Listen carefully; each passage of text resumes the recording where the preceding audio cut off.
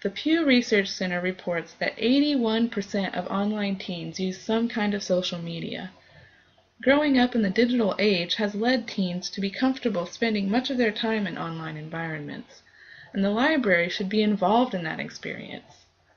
In addition to regular social media posts and updates about ongoing programs, the library can feature books about queer issues and notify teens when LGBTQ community events are happening in the area.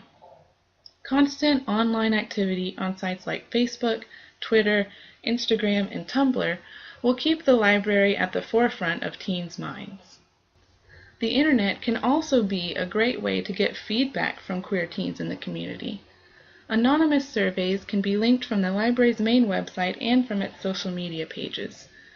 Feedback is an extremely valuable resource for gauging what a community wants from its library, especially since it is never safe to assume that all queer teens want the same kinds of services.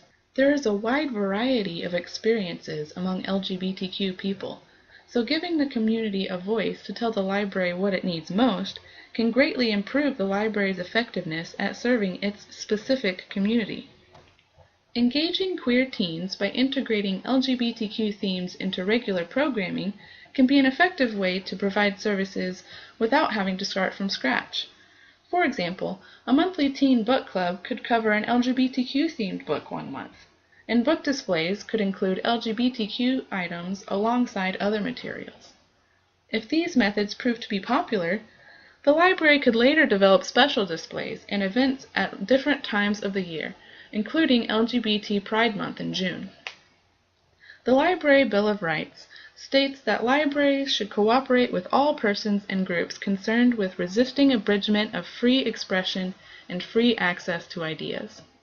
Through collaborations with community organizations and schools, library outreach efforts can encourage acceptance and respect by spreading awareness of LGBTQ issues in information outlets. The library can aid queer teens in their search for information by working with local LGBTQ groups to formulate lists of local resources for queer healthcare, counseling, and support networks. The library can refer teens to these outside resources, and those resources can in turn refer teens to the library as a valuable informational hub worth visiting. By providing a safe, non-judgmental space in which to grow as individuals, public libraries have great potential to help queer teens on their journeys of self-discovery. Having access to valuable informational materials that suit their needs can increase teens' self-acceptance and encourage healthy exploration. Having opportunities to participate in library programming without being ashamed or afraid of harassment increases their self-confidence and might contribute to a decrease in youth suicide and depression. Adolescence can be a tumultuous and confusing time for all teens, especially those in marginalized groups.